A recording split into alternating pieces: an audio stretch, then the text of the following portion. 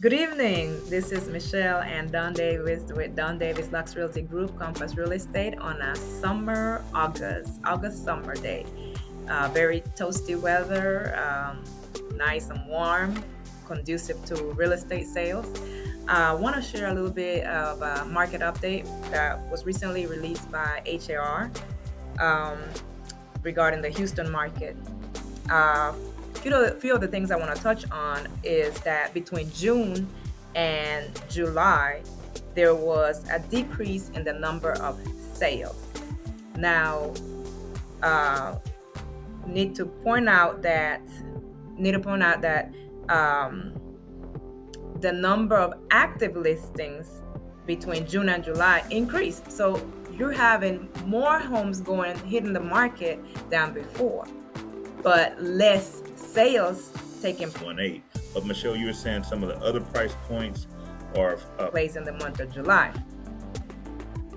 What does that mean to you? but what it means to me is some of these sellers, I hate to say it, but some of the sellers miss the rush of a multitude of buyers making multiple offers on property, things like that. I'm really kind of scratching my head. I don't know what happened, but anybody who wanted to sell their house, and we were here, really should have put their house on the market between May 1st and July 31st. However, and that's just to capitalize on the market to get the most for the property. But now we are still able to sell your house.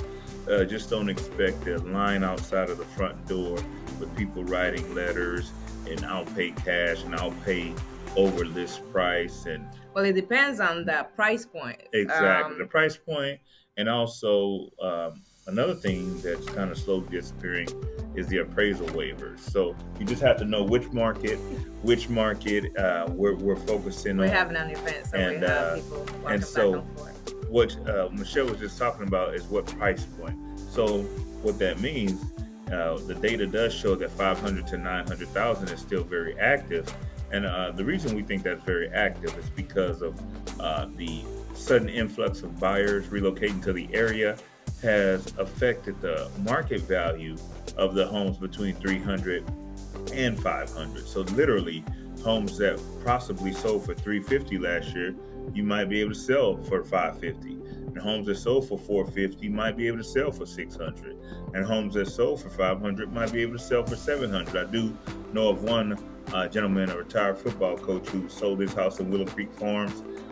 He sold it for 700 after he purchased it for 500. So there's definitely some opportunities to capitalize on the appreciation, but just know that different segments have different things going on. Average interest rate today is 5 point, fluctuating a little bit. Go ahead and share about some of those other price Well, points. everything between a dollar, if anything sells for a dollar, to 499, all of them decrease in the number of sales from year to year. Also, anything above a million also decreased. So, like Don was saying, the only increase in number of sales was the segment between 500 and under a million. I also was trying to touch on the fact that the pending sales between June and July had decreased. So it could be a part of the, how the interest rates have been Fluctuating. fluctuating. It has gone from 3 to 7, and right now it's currently around 5.1%. So buyers are a little bit more apprehensive as to, well, should I buy? Should I wait? So sellers, don't get mad at your realtors. We're actually what we have been hearing over and over is the they're trying to normalize the market. So when you hear of inventories at 2.5, that is normal. What was abnormal is zero point 0.8 months of inventory. From June to July, we went from two months of inventory to now 2.5 months of inventory in the Houston market. Now, keep in mind that real estate is local.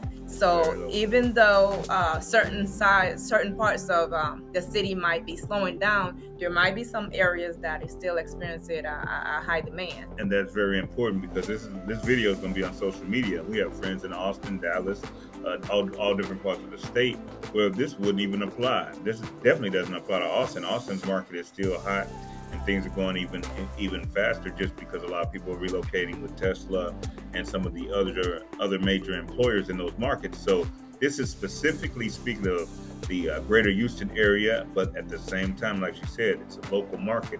And so, Houston has 7 corridors. You have 59, you have I-10, you have 59, I-10, and the different, what we call corridors that go into 610, 288, and 45. Well, different corridors have different, what we call hyper local markets that fluctuate based on the average, uh, the school ratings, the jobs in the area, and the average sales price. So just go ahead and contact us if you need more specific information, and we can let you know right exactly where we are. So everything you hear on the news, national real estate is not local real estate, but we just want to give you a quick update on what's going on in the greater Houston area. So stay tuned for the next market update. Thank you. Thanks.